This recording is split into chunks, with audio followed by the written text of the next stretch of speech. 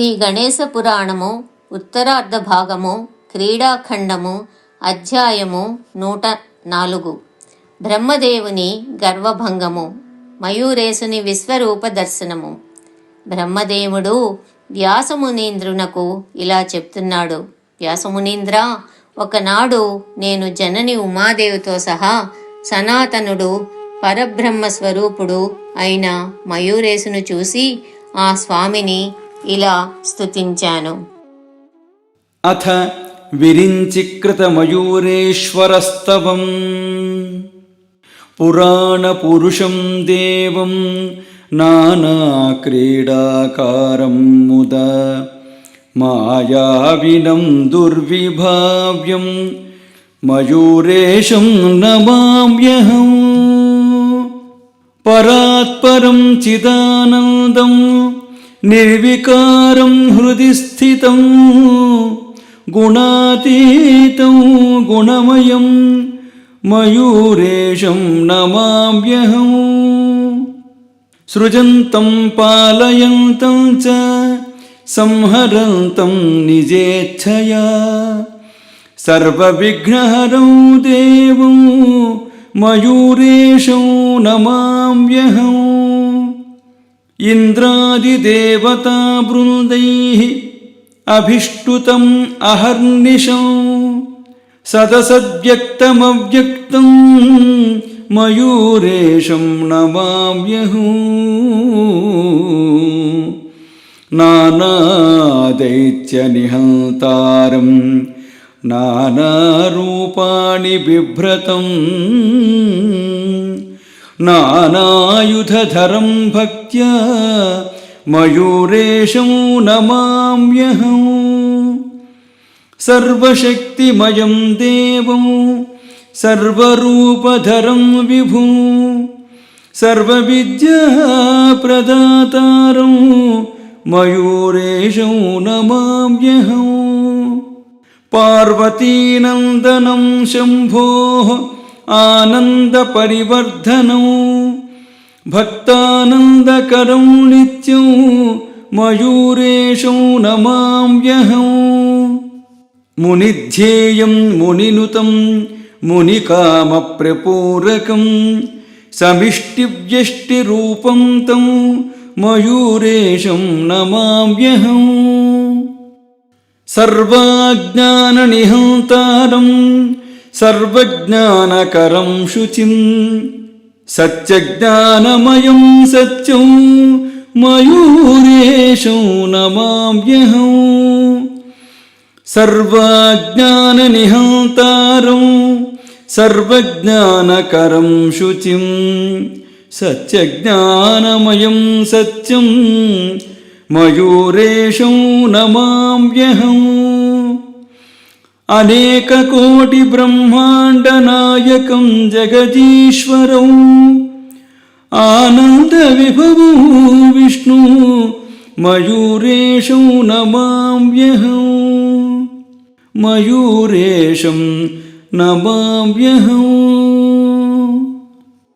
ఈ స్తవము యొక్క భావార్థము ఏమనగా, పురాణ పురుషుడు, నానా క్రీడాకారుడు, మాయావి, భావనలకు అందనివాడు, పరాత్పరుడు, చిదానంద స్వరూపుడు, ఎట్టి వికారములు లేనివాడు, గుణమయుడు, గుణములకు అతీతుడు, భక్తుల హృదయమందుండేవాడు, తన ఇచ్ఛామాత్రంననే సృష్టి స్థితి లయకారకుడు, సమస్త విఘ్నములను హరించు దేవుడు, ఇంద్రాది దేవతలచే ఎల్లవేళలా స్తుతింపబడేవాడు, సదా సత్స్వరూపుడు, వ్యక్తావ్యక్త స్వరూపుడు, అనేక రాక్షసులను సంహరించినవాడు, అనేక రూపములను ధరించువాడు, పెక్కు ఆయుధములు ధరించువాడు, సర్వశక్తిమయుడు, అన్ని రూపములు ధరించు ప్రభువు, సమస్త విద్యలు నొసుగువాడు, పార్వతీదేవి ముద్దుల బిడ్డ, శివుని ఆనందమును వృద్ధిపరచువాడు,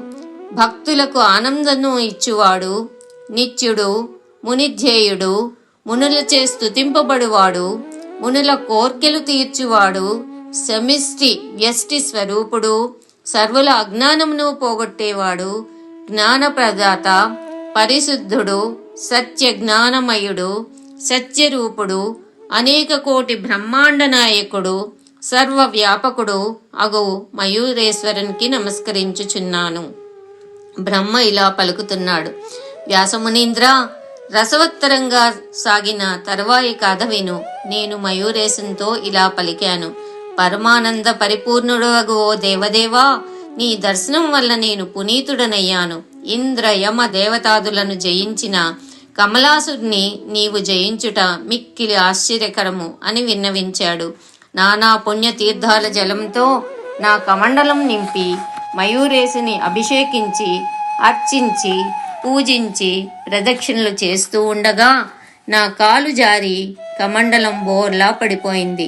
నేను చాలా వ్యధ చెందాను. తర్వాత ఆ స్వామితో ఇలా అన్నాను. దేవా, సర్వ తీర్థ స్వరూపుడు వగు నీ పవిత్ర పాదోదకంతో నా కమండలం నింపుకుంటాను అని. అంత స్వామి ఇలా పలికాడు. విరించి, నీవు చేసిన స్తోత్రం పఠితల సర్వ పాపాలను హరిస్తుంది, అన్ని కోరికలను తీరుస్తుంది, సర్వ ఉపద్రవాలను నాశనం చేస్తుంది. అనగా సర్వ ఆపదలను, సర్వ బాధలను, సర్వ రోగాలను నాశనం చేస్తుంది. ఈ స్తోత్రం పారాయణం చేస్తే కారాగృహమును బంధించిన వాడు సైతం 7 రోజుల్లో బంధ విముక్తుడవుతాడు.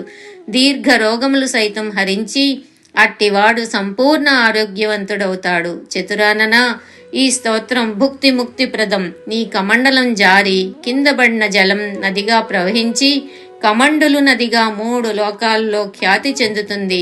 అంతేకాదు, ఈ నది దర్శన మాత్రం చేత వాచిక పాపములు, స్పర్శనం వలన మానసిక పాపములు, ఈ నదిలో స్నానం వల్ల కాయిక పాపములు నశించిపోతాయి.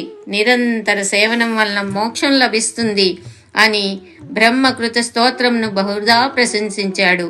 ఆ నదిలో సమస్త మునిగణములు స్నానం చేశారు. సప్తకోటి పరివారము గణములు నేను ఆ నదిలో స్నానం చేశాము.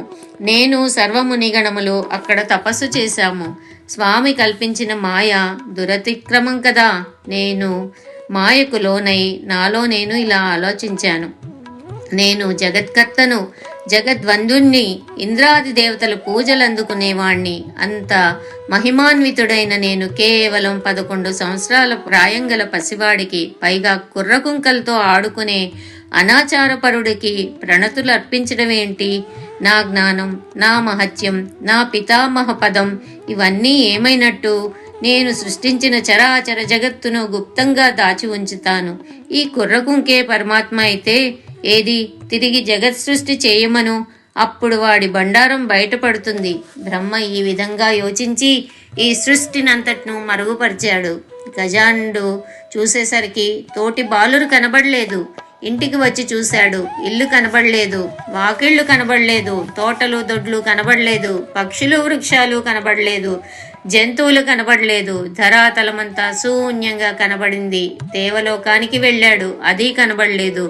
గంధర్వలోకానికి వెళ్ళాడు, అది కనబడలేదు. పితృలోకానికి వెళ్ళాడు, పితరులు కానరాలేదు. చంద్రలోకానికి వెళ్ళాడు, చంద్రుడు కనబడలేదు. ఆదిత్యలోకానికి వెళ్ళగా ఆదిత్యుడు కనబడలేదు. అంతటా గాఢాంధకారం అలుముకుంది. క్షణమాత్రం యోచించాడు. యోగ దృష్టితో అవలోకించాడు. స్వామికి సర్వము అవగతమైంది. ఇది చతుర్ముఖిని దుశ్చేష్ట అని తెలిసిపోయింది. వెంటనే అఖిలాత్మకుడైన మహేశ్వరుడు తన లీలచే మయూరేశ్వరపురంతో సహా బ్రహ్మాండంను నిర్మించాడు. అది పూర్వం ఉన్న బ్రహ్మాండం వలె ఉంది.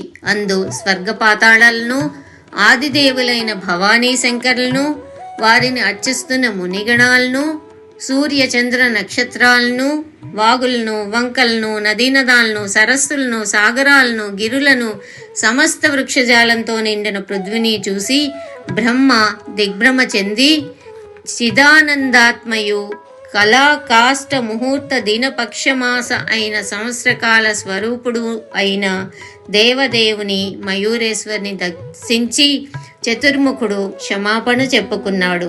చరాచర స్వరూపుడు, అసంఖ్యాక బ్రహ్మాండాలను తన రోమకోపలను ఇమిడ్చినటువంటి వాడు, దేవర్షి యక్ష గంధర్వ సరిత్సముద్రము రూపుడు, కిన్నెర మనుష్య లతా వృక్ష పక్షి పన్నగ స్వరూపుడు, సర్వము తానై ఉన్నవాడు అగు మయూరేశుని క్షమాపణ వేడుకున్నాడు.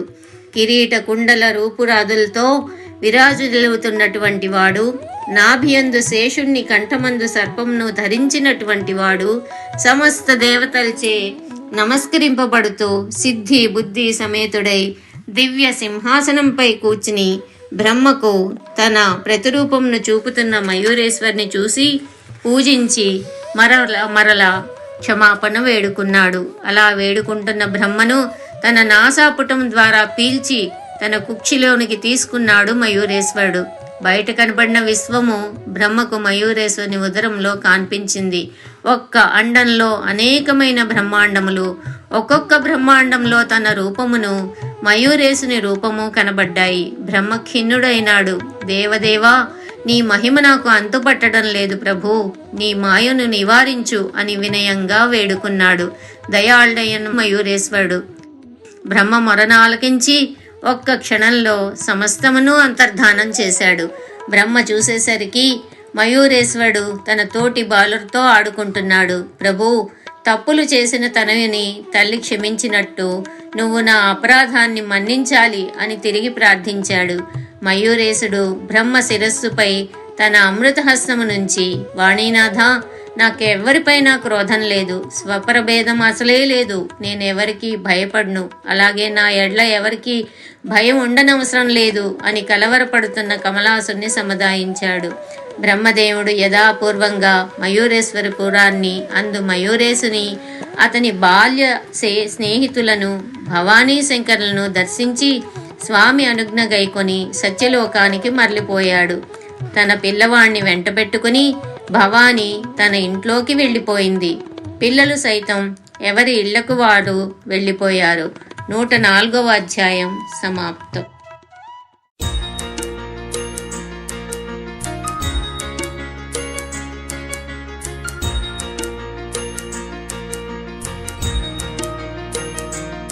శ్రీ గణేశ పురాణము ఉత్తరార్ధ భాగము, క్రీడాఖండము, అధ్యాయము 105. విశ్వదేవుని భేదబుద్ధిని తొలగించుట. ఒక భాద్రపద శుక్ల చతుర్థి నాడు బాలురందరూ వారి వారి మనస్సులకు నచ్చిన విధంగా కొందరు సింహవాహనునిగను, కొందరు మయూరవాహనునిగను, కొందరు మూషిక వాహనునిగను గణేశమూర్తిని రూపొందించి పద్మ పుష్పమాలలతో అలంకరించి మంగళవాద్యముల మధ్య అనేక పత్ర పుష్పములతో ఆయా మూర్తులకు పూజలు చేశారు. నగరమంతా గణేశ ఉత్సవ కోలాహలంతో నిండిపోయింది. గౌరీదేవి బిడ్డ 12వ సంవత్సర పుట్టినరోజు పండగ నాడు బాలునికి అభ్యంగన స్నానం చేయించి ముస్తాబు చేసి ముత్తైదులను పేరంటానికి పిలిచి వాళ్లకు వాయనాలిచ్చి వాళ్లను సత్కరించింది. ఆ సమయాన ఒక విప్రుడు విశ్వదేవ రూపం ధరించి ఒడలిపై ముద్రాంకితాలు ధరించి శంఖ చక్ర గదా పద్మ వనమాలతో శోభిల్లుతున్న తనువుతో మెడలో తులసీమాల ధరించి దివ్య వస్త్రములు కట్టుకుని చేతిలో కమండలం వెదురు దండం ధరించి పార్వతీదేవి ఇంటికి వచ్చాడు. వెంటనే అమ్మ ఆగంతునికి ఎదురేగి అతన్ని భక్తి ప్రపత్తులతో ఆహ్వానించి సకల మర్యాదలు చేసి, స్వామి, తమరు ఎక్కడి నుంచి ఇటు వస్తున్నారు? తేజోమూర్తులకు మీరు మా ఇంటికి విచ్చేయడం మాకెంతో సంతోషదాయకం అని సాదరంగా పలికింది. అమ్మా, నీ ఘనకీర్తి ఇదివరకే విన్నాను, ఇప్పుడు నిన్ను కళ్ళారా చూసి పరమానందం పొందుతున్నాను. మాతా, ఆకలితో బాధపడుతూ మీ ఇంటికి వచ్చాను అని దీనంగా పలికాడు విశ్వదేవుడు.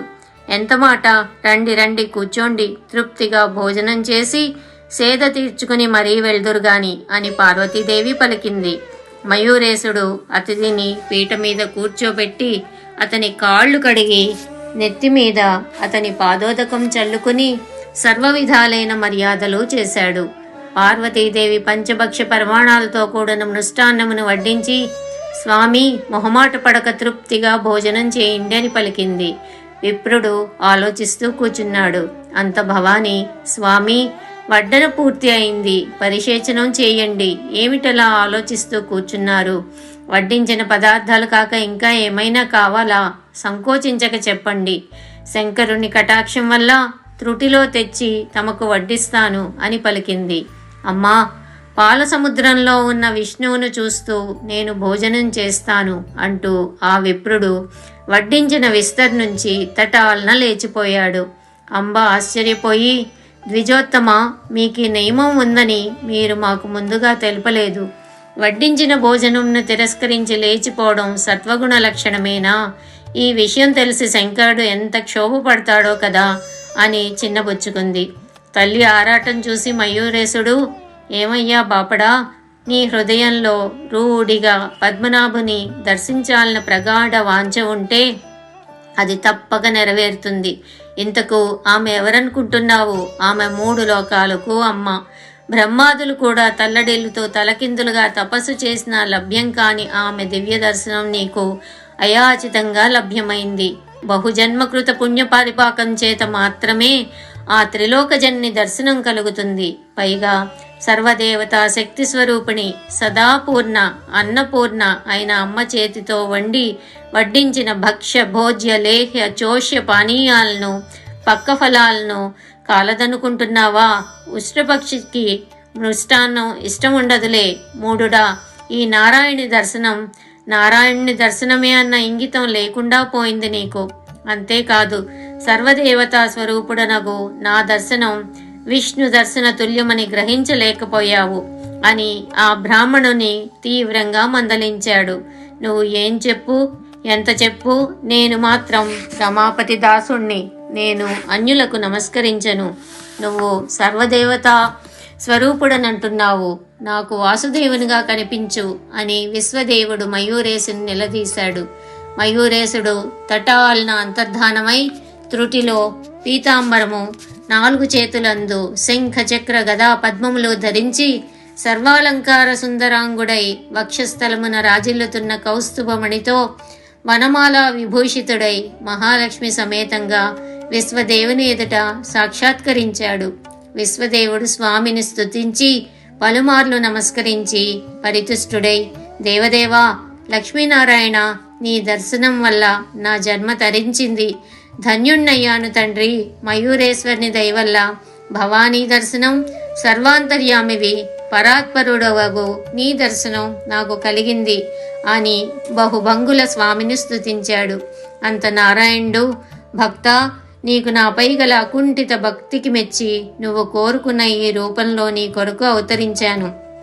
నా దర్శనం కోసం నువ్వు వడ్డించిన విస్తర్ని కూడా కాదన్నావు. అందుకే పాలసముద్రం నుంచి నీకు దర్శనం ఇవ్వడానికి ఇక్కడికి వచ్చాను. భక్తుల దాహం తీర్చడానికి నేను జలరూపం ధరిస్తాను. ఎవడు నన్ను ఎలా దర్శించాలని కోరుకుంటే అలా నేను వాడికి దర్శనమిస్తాను. భక్తుల ఆర్తి తీర్చడానికే నేను నానా రూపాలు ధరిస్తాను అని చెప్పాడు. ఆనాడు భాద్రపద శుక్ల చతుర్థి మయూరేశుని జయంత్యుత్సవం చాలా కోలాహలంగా సాగుతోంది. అనేక మంది మునిపుంగవులు, బాలురు స్వామి ఉత్సవంలో పాల్గొంటున్నారు. కొందరు పాటలు పాడుతున్నారు, కొందరు నృత్యాలు చేస్తున్నారు. అంతలో పరాశరుడు అక్కడికి వచ్చి మట్టితో మయూరేశ్వరుని విగ్రహాన్ని చేసి ఆ విగ్రహానికి ఎండుటాకులతో చేసిన మాల వేసి మూర్తిని అర్చించి మృష్టాన్నమును, లడ్డూలను, పండ్లను నివేదించి నమస్కరించాడు. మట్టి బొమ్మ చేతనమై నివేదించిన పదార్థములను భక్షించి చివరకు మట్టి ముద్దలను కూడా తిన్నాడు. 6 భుజములు గల ఆ విగ్రహంలో 4 బాహువులు గల విష్ణువును చూశాడు. విశ్వదేవుడు, ప్రభు, మృద్భక్షణ చేస్తున్నావా అని అడిగాడు. భక్తితో సమర్పించిన ఏ పదార్థమైనా నాకు ప్రీతిపాత్రమే. భక్తులేకుండా నాకు నివేదించిన అమృతమైనా అది నాకు విషంతో సమానం అని బదులు పలికాడు దేవదేవుడు. తదుపరి విశ్వదేవుడు, స్వామి, నీకిష్టమైన రూపంను నాకు చూపు అని అర్థించాడు. అప్పుడు మయూరాట్టు విశ్వదేవుని శిరస్సుపై తన చేయి వేసి అతన్ని బయటకు తీసుకుని వచ్చి పురములోని ఇంటింటికి తిప్పగా ప్రతి ఇంట మయూరేశ్వరుడే అర్చించబడుతున్నాడు. నెమలి వాహనంపై కూర్చున్న మయూరేశ్వరుడే ప్రతి ఇంటా కనపడుతున్నాడు. ఇదేమిటి నారాయణ, నేను నీ భక్తుణ్ణి కదా, నాకు మయూరేశుని చూపావేమిటి అని విశ్వదేవుడు ప్రశ్నించగా స్వామి ప్రతి ఇంట నారాయణ రూపంను దర్శింపచేశాడు. మళ్ళీ ప్రతి ఇంట మయూరేశ్వరుని రూపంను చూపాడు. తిరిగి చూస్తే కొన్ని ఇళ్లలో శేషారూఢుడై ఉన్నటువంటిని, కొన్ని ఇళ్లలో గరుడారూఢుడై ఉన్నటువంటిని మయూరేశ్వరుడై కనిపించాడు.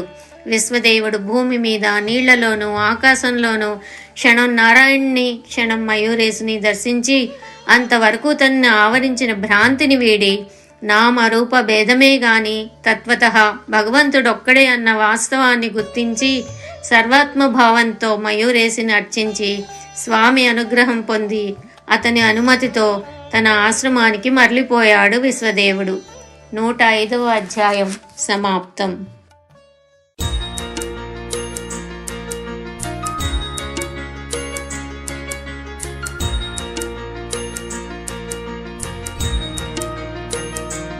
శ్రీ గణేశ పురాణము ఉత్తరార్ధ భాగము క్రీడాఖండము అధ్యాయము 106 మయూరేశుని వినోదము. మయూరేశునకు 13వ ఏడు వచ్చింది. ఒక రోజున శివునికి నమస్కరించడానికి వచ్చాడు బాలుడు. ఆ సమయాన భస్మాంగరాగుడు, పంచముఖుడు, దశభుజుడు అయిన చంద్రశేఖరుడు గాఢ నిద్రలో ఉన్నాడు. చందమామ చల్లగా వెన్నెల వెదజల్లుతూ శివుని శిరస్సుపై రాజిల్లుతున్నాడు. బాలుని దృష్టి పాలచంద్రునిపై పడింది. ఇది నాకు ఆడుకుందుకు భలే బాగుంది అని ఎంచి శివుని శిరంపైనున్న చంద్రుణ్ణి ఊడబెరికి తోటి బాలుర్ను వెంటబెట్టుకొని ఆట కోసం చాలా దూరం వెళ్ళాడు మయూరేశుడు. బాలురు సరదాగా ఆడుకుంటున్నారు. అక్కడకు మంగళుడనే రాక్షసుడు భయంకరమైన ముఖంతో, వాడి అయిన కోరలు గల వరాహ రూపంతో, ఏదుపంది ముళ్ళ వంటి జూలుతో, కొండలను పిండి చేయగల బలంతో, భూమిని బద్దలు కొట్టే పదఘట్టనంతో, కాటుక కొండ వంటి నల్లని దేహంతో, నిప్పులు కక్కుతున్న ఎర్రనైన కండ్లతో దూకుడుగా వచ్చి బాలురుపై పడబోయాడు. మయూరేశుడు దైత్యుని భయంకరమైన కోరలను ఒక చేత్తో పట్టి రెండవ చేత్తో విదురుకర్ర విరిచినంత సునాయాసంగా వాడి దేహాన్ని విరిచిపారేశాడు. వాడు యమపురికి పోయాడు. దైత్యుని పీడ విరగడై బాలురు యథాప్రకారం ఆటలో పడ్డారు. శివుడు నిద్రలేచి తలకాయ తలువుకున్నాడు. తలపై జాబిలి కనబడలేడు. రుద్రునకు పట్టరాని కోపం వచ్చింది. పక్కనే ఉన్న శివగణాలపై కళ్ళెర్ర చేసి, మీరు ఏం కాపలా కాస్తున్నారు? నా శిరస్సుపై ఉన్న శశిని ఎవడు దొంగలించుకుని పోయాడు చెప్పండి అని మేఘగర్జన చేశాడు. శివగణాలు గజగజలాడారు. ఎవ్వరికీ నోరు పెకలలేదు. అయితే కొందరు ధైర్యం చిక్కు పట్టుకుని, ప్రభు ఉమాకాంత, మీ తనయుడు ఆడుకుందుకు బయటకు వెళ్తూ ఉండగా అతడి చేతిలో చంద్రుణ్ణి చూశాము. కానీ అతను చంద్రుణ్ణి ఎలా తీశాడో మాకు తెలియదు అని విన్నవించారు.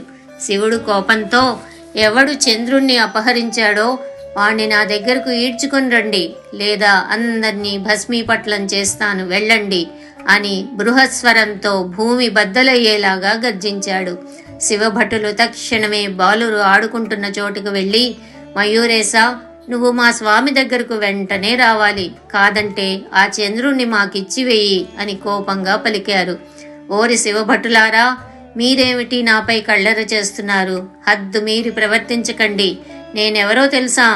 జగత్రయమునకు జనని అయిన పార్వతీదేవి ముద్దుల కుమరుడను.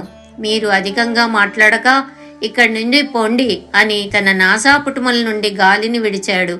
ఆ గాలి తాకిడికి శివభటులు ఎండుటాకుల వలె ఎగిరివచ్చి శివుని పాదాల దగ్గర పడ్డారు. శివుడు ప్రమదగణాలను పిలిచి, మీరు పోయి బాలుణ్ణి ఇక్కడికి తీసుకుని రండి అని ఆజ్ఞాపించారు. రుద్రగణములు ఆటలాడుకుంటున్న మయూరేశుని దగ్గరికి వెళ్ళి అతన్ని బంధించడానికి ప్రయత్నించగా అతడు తటాలన అంతర్ధానమయ్యాడు. రుద్రగణాలు బాలుణ్ణి పట్టుకునేతందుకు పలుదిక్కులకు పరుగులు తీశారు. ప్రతి ఇల్లు, ప్రతి అరణ్యం గాలించారు. మయూరేశుడు ఒకసారి వాళ్లకు కనబడుతూ ఒకసారి మాయమవుతూ అలా శివగణాలను 30 తిప్పలు పెట్టాడు. వాళ్ళు అలసిపోయి నీరసించి ఒగర్చుకుంటూ ఒక చోట చతికిలబడ్డారు. వాళ్ల అవస్థ చూసి వాళ్లకు అతి చేరువుగా కూచున్నాడు. శివగణములు వెంటనే బాలుని తాళ్లతో బంధించారు. బాలుణ్ణి ఎత్తుకుని శివుని దగ్గరకు తీసుకుని వెళ్ళుటకు ప్రయత్నించారు. వాళ్ల శక్తినంతా చూపినా ఫలితం లేకపోయింది. ఒక్క అంగుళం మేర అయినా బాలుణ్ణి కదపలేకపోయారు.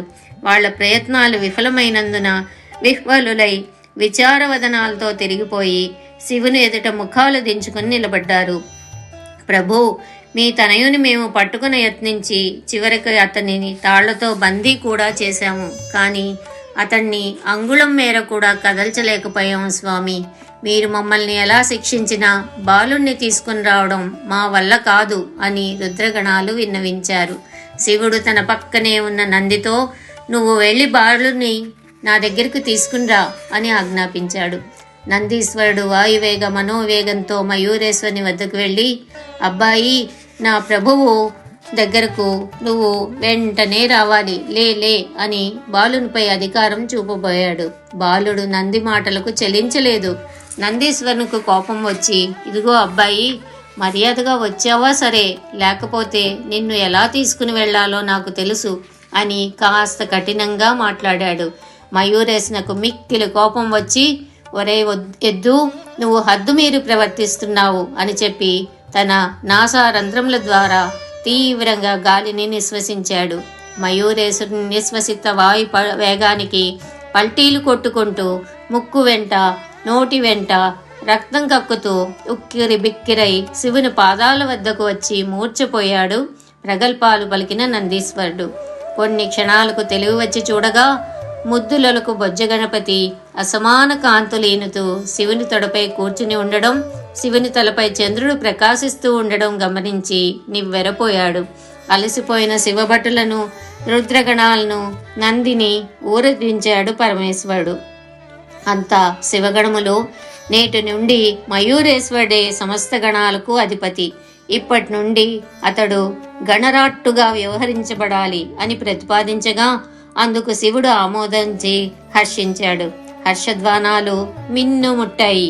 గణములు శివునకు, శివానికి, శివసుతునకు నమస్కరించి శివనందనుడగు మయూరేశ్వరిని ప్రత్యేకంగా ప్రశంసించి వారి వారి నిలయాలకు మరలిపోయారు.